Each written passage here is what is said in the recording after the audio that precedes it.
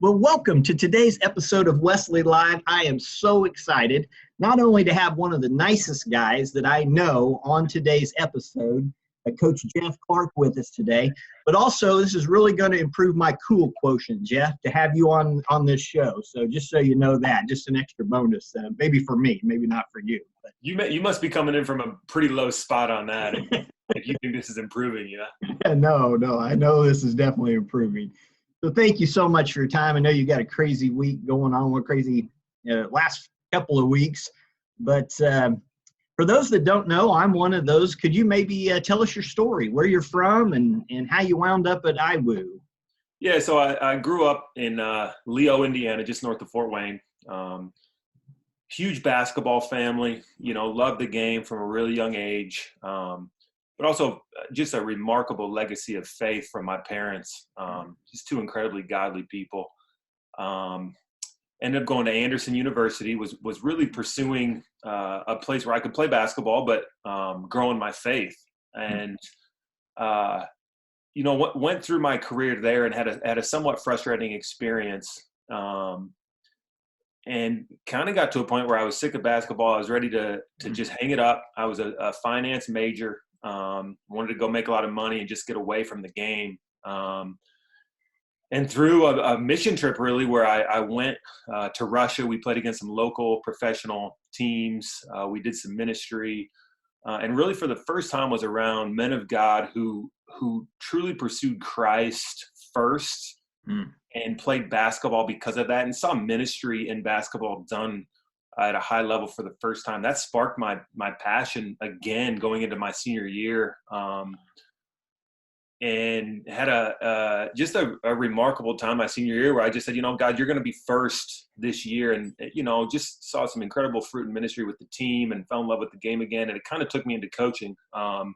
Was looking for a spot, had a connection. That was Coach Tonigal's first year here. I knew his assistant coach at the time and just called up and said, hey, I'd work for free if you'd take me. And they weren't going to turn that down. So I came in for a year, just volunteered my time, and I wasn't married yet, worked hard. And that assistant coach moved on after that year. And I've been in the full-time spot here under Greg since that time. Wow.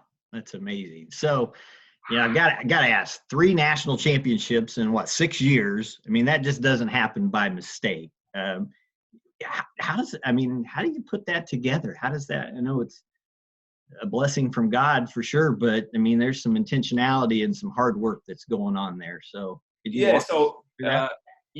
Greg well, my boss, he's just a remarkable coach and leader. And, he kind of just laid this vision of I am third in front of our program. So what would happen if we truly put God first, others second, ourselves third? And the thing he says all the time is, if you want to be first find a way to be third. And frankly, when we kind of started with this vision, it was an add-on to our program. So with the right recruit who was serious about faith, or the right person came in our locker room, we wanted to talk about that. But if a high-level recruit who maybe was on the fence about faith, we'd probably focus more on some of the other stuff. And we just got to this point where we said, we're not being hypocrites, we're not lying, but we're not always leading with what's most important to us. So let's really differentiate ourselves, and let's go all in and say, this is who we are, and this is the end goal of who we want to be as a program and what we want to build into our guys. And since that time, the program just exploded in new ways. Part of it's just been God's favor, him just doing things and bringing players here that are really beyond what we could do. But then another part, to be frank, is just the differentiation factor. We're in a world, a recruit is typically told, here's how you're going to benefit, here's how many awards you're going to win, here's how many points you're going to score. And they come and we just give them a completely different message. And for the right families and recruits, it's really intriguing to them. And often we see players, wherever they're at on the faith journey, if they buy into wanting this before they get here, it's inevitable that they're going to grow in that direction. Wow, that's incredible. What discipleship. And I mean, you're just creating men of God. It's just incredible. That's and it's really we've seen our coaching of players go to another level, as we've truly said, in every decision we're going to put God first and others second. And at first it felt like there was a tension. We have to choose one or the other. We have to decide, is discipleship the most important thing, or is winning the most important thing? But as we've truly put God first, we've found that winning and playing at a higher level and players living into their full potential is a byproduct of putting discipleship first. And where Christ says, seek first his kingdom and all these things will be given as well. We just see so many things fall into place as we truly put God first and others second in the coaching journey. Wow, that's fantastic. So, we talked about 3 national championships in 6 years. Could have possibly been a 4th one this year. I mean, I'm sure that's gone through your mind. Yeah, we were playing at a high level. And in fact, we had more than one coach at the national tournament say they've never seen an NAIA team playing the way we were heading into the national tournament. So in our previous 10 games, we'd won by an average of 25 points and averaged 101 points a game, which for some context, our conference is as good as it gets in the NAIA. So to win with that margin, we've never had a stretch like that. And our guys were so bought into the pursuit of the I Am Third life heading into the national tournament. We've never been more confident going into a tournament. Now, it's called March Madness for a reason. Anything can happen, but we sure we're excited about how we were playing and optimistic about continued growth to finish the season. As we were heading out, we were actually in Sioux Falls, South Dakota, the day of the first game in the national tournament at the arena when the news came out that the tournament was canceled. Oh man, I'm so sorry. How did the team handle that? How did you guys prepare them or present that to them? Well, it was a day unlike any that I've ever experienced. So it was about 11:30 a.m. We're at the arena. We played that night at 6, and we're doing some run through and walk through, and slowly the news started getting out, and we stood in stunned silence for about 45 minutes. Nobody said a word. This was on the front end. It was before a lot had been canceled.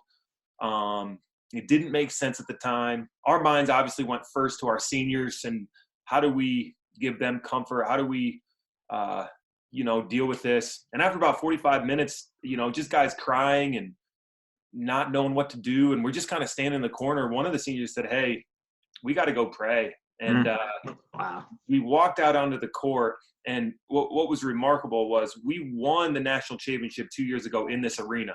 And as we went through the handshake line, the first thing we did is we gathered at midcourt and we prayed.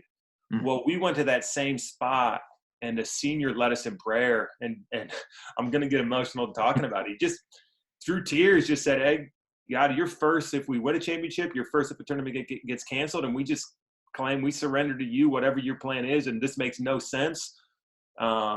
And we just prayed and cried. Well, then we left the arena, and an image I'll never forget is I'm walking out of the arena. There's a little 5-year-old shooting on a side hoop, and I thought of Kanan Coffey, our senior, because Kanan works so hard at basketball, and since that age, as a 5-year-old, he's been dreaming of this week, and it was taken away. So we went back to the hotel, and one of the special parts of every season is after the last game, we sit around in the locker room and we just tell stories of the seniors and who they've become in the pursuit of the I Am Third life. And it's really ascending. It's our last time together as a team. We kind of speak blessing over them. We talk about who they are. We talk about what we see in their future. But we didn't have that moment this year. So we got a hotel conference room, and we sat, and for probably 2 hours, players just wept as they told stories of the seniors. And I've never been a part of an experience like that, 2 hours, where we just reminisced and told stories and kind of sent the seniors out that way. So that was the end of the season. It was very unique, unlike anything probably we have been or ever will be a part of again. Wow. Yeah. I'm so sorry about that. Hope you never have to experience that again. So what is your off season, and what do you normally do during this time of year, and what does it look like now for you? Yeah, so it's just like everyone else, and certainly our grief from that is minimal compared to what many are experiencing. but like a lot, this thrown a lot of confusion into our process. So the end of the year, we spend significant amount of time just evaluating the season. We give very honest and critical feedback to players. It's part of the discipleship process for us, where we go through 6 different areas. Some of it's basketball related, some of it's spiritual growth, some of it's leadership. And we walk through where we see the players, where they're growing. We speak vision into what's next. We obviously had to do a lot of that over Zoom and through technology. And then we typically transition to starting to plan for the next year with working out with our guys and heavy recruitment, where we're, going and evaluating and building relationships. And all of that's been taken away. We can't be in the gym with our players. We can't go out and evaluate and recruit in that way. So we've had to get creative in terms of how we're doing those 2 things, which are big chunks of our time. And then we do each season we do a podcast where we kind of journey through the season. We just say we're taking you inside the locker room of a team that's trying to trade the pursuit of me for the pursuit of 3. And this is the 3rd year we've done it. It's been remarkable to see how God's used that to really, we're in relationship now with coaches and leaders from all over who have stumbled across this podcast and just said, hey, you guys are leading something in a different way. Can we hear more? Can we talk more? And that's really led to some really remarkable kingdom fruit where God's going before us and taking that message into new places. So that's another part of what we're doing now. That's incredible, Jeff, the way you're allowing God to work through you. What is the name of that podcast for those that are watching? So we call it The Pursuit. If you go and you look up I Am Third, it'll probably come up. But we call it The Pursuit, presented by IW Hoops. And again, we interview players and coaches and we try to tell the story of the season, ups and downs. We're pretty raw. We don't try to pretend like we have everything together, but we say, how do we continue to pursue God in the midst of a losing streak, or after a big win, or when we face something as a team? So it's been a unique thing. That's been a cool ministry platform for our program. Wow, that's incredible. And I've heard about there's a movement on campus, this 18 United, and I've heard that you're very involved in that, if not the instigator of that. Yes. What's so that? Again, my other boss, Mark DeMichael, our athletic director, a godly man who, the more you get to know him, the more you get to know Greg, their hearts are for mission. They both had a ton of success. They'll both end up in some Hall of Fames, but some of those remarkable people that you get to know them more and you respect them more, not less. Mark challenged us early as this started. Hey, we're not just trying to survive until we get to the other side of this. We're trying to find opportunity in this. We're trying to grow stronger. Christ is with us in the storm, not just after the storm. So the question then becomes, who is our network right now? Who are the people we have influence on? And then how can we be Christ in that direction? So, Stephen Gidley, our sports information director, just a visionary guy, Mark, just kind of idea said, let's try to just reach into our network and see where are their needs, where can there be encouragement, where can there be prayer, and allow God to just take that where it will. So that's been a fun thing to see different coaches and alums and current players just unite through this time and try to grow stronger in the midst of this. Wow. Really cool. Building that community there. Just incredible. So I know you're at home, and I know you're in your D-Min class this week. Yeah. Other than work and family and your doctoral program, nothing else is going on. So how's it going at home? How are you coping with COVID-19? And well, I hope we get to talk about the impact the seminary's had, because it's been remarkable in a little bit. But before we get there, speaking of home, this is the week intensive that I'm supposed to be at a monastery with my spiritual formation cohort. And Dr. John Dreher has built in several times of solitude and praying the hours. I just got to say, trying to do that with 4 kids under 10 at home and a pregnant wife has been a disaster. It's a miracle that I haven't had a fight or, some kid in here picking his nose or whatever. I'd say it's been an adventure here at the Clark household, and a conversation my wife and I have all the time is, if we were a Netflix documentary, would we be a comedy? Would we be a horror? Would we be an adventure? I think it could be any of those. Every day brings a new adventure, that's for sure. Wow. Wow. That's amazing. So you mentioned the seminary. So yeah, well, how did you wind up at Wesley Seminary?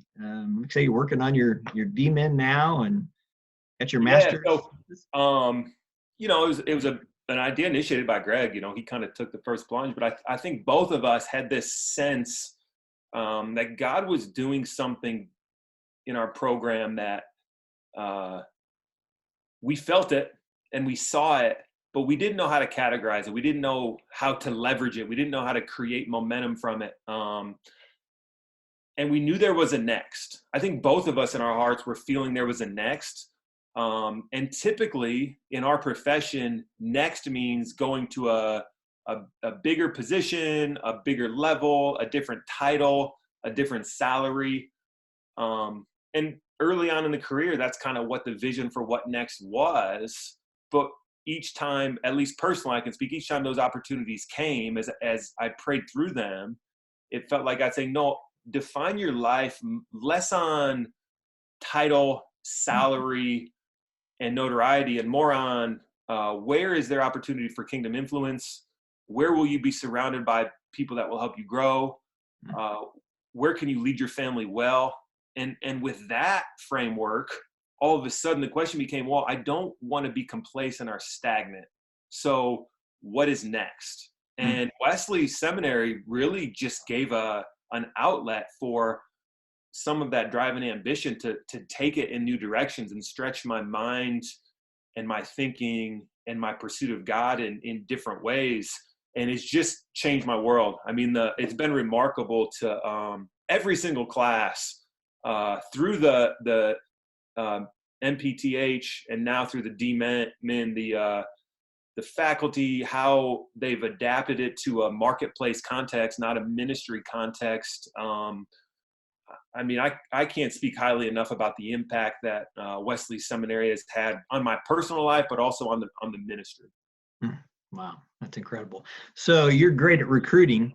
So if a potential Wesley Seminary recruit was listening right now, what would you say to them? Yeah, I would say, I think, most of the people I've interacted with are in vocational ministry in some way.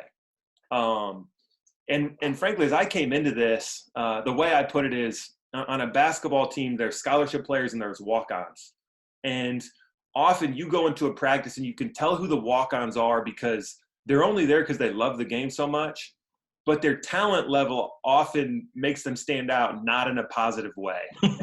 And I usually feel like a walk-in walking into these classrooms where sometimes I think probably the professors are having meetings laughing about what Jeff said in class. But man, the walk-ons always go for it. Like they go in and they put their heart into it. You think of the movie Rudy. You're not there for the scholarship. You're there for the love of the game. And I would just say, I cannot think of a context of a profession. Maybe it's someone in business, someone in government, a stay-at-home father or mother that would not grow and benefit in remarkable ways. I know that there's some specific ways that I've grown and my ministry's grown that never could have happened without Wesley Seminary. So in my mind, I don't know who it would be that would not be a good candidate and that I wouldn't encourage to dive in, be the walk-on. As out of place as you might feel being around trained pastors, it'll be worth your while. And if the professors aren't making fun of you, they won't do it to your face. Oh, I'm sure they're not making fun of you. I would say this. The thing that's blown me away is every single class that I've been in, the culture of Wesley Seminary has been the primary concern of the professor has been for my spiritual growth, first and foremost.